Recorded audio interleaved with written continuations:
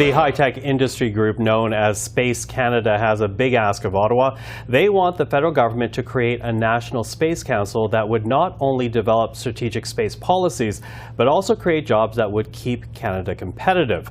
With more, we're now joined by the CEO of Space Canada, Brian Gallant. Brian, thank you for joining us. Thanks for having me. So let's begin with this space council, if you will. It sounds like a lot of money. Why create another layer of bureaucracy here?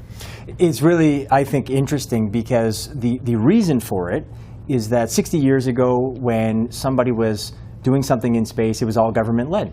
And then decade after decade, things were changing.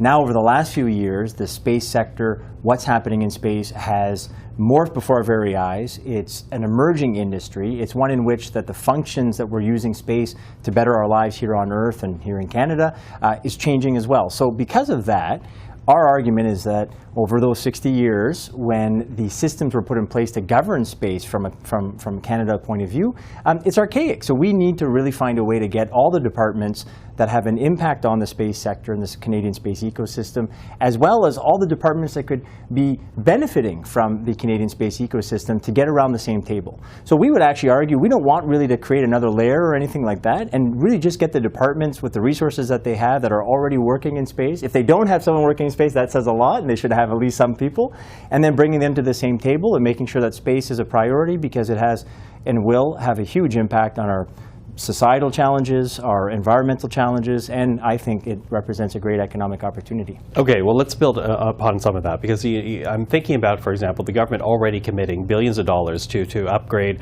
our early warning system. We're talking about satellites, we're talking about weather satellites.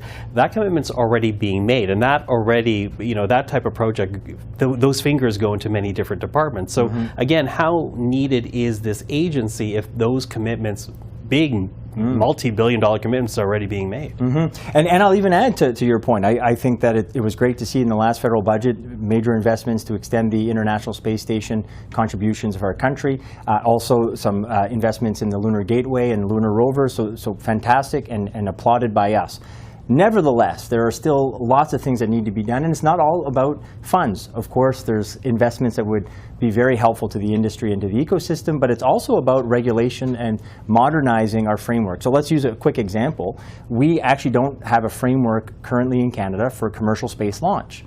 It is, we think, imperative that we have the ability to launch from Canada, because not only is there an economic opportunity for it, but there's also the fact that with geopolitical tensions on the rise, a need for Canada and its allies to increase its capacity, so we're not reliant on countries that might be a little more challenging to work with in the future. So with that, there has to be a whole modernization of the regulations and really develop a framework from scratch so that we can launch commercially here into space from Canada. So with that example, it demonstrates that we're going to need Transport Canada, we're going to need the Canadian Space Agency, we're going to need all these defense, we're going to need all these different departments working on that very specific opportunity. And there are many other types of opportunities like that that are on the horizon, pun intended. And we think getting this National Space Council together will help us be nimble, agile, and do it right. Okay, you mentioned economic benefit. Is there a dollar number there, or a number of jobs? Because I think about all the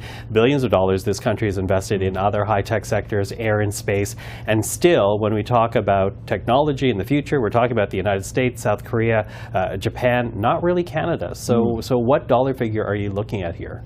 Well, in space, what's interesting is we have such a rich history in Canada, and we should be very proud of our contributions. We have a wonderful partnership with NASA in the United States, and we've done some amazing things for decades, and we're about to do another amazing thing, which we've already talked about, Michael, with the Artemis program and having a Canadian Space Agency astronaut join that four-person crew.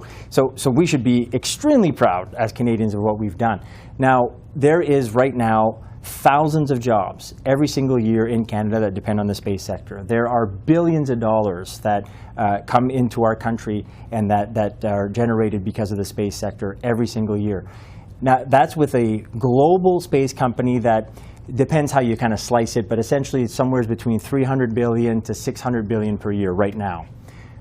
In the future, there are projections that say that it'll become a $1 trillion industry per year by 2040. Some even say a $2 trillion industry. So when we see huge economic impact already as is with an industry that is important to us, if we double down and really invest and make it a priority as this industry is emerging and creating a lot of economic opportunity, Canada can see some of that.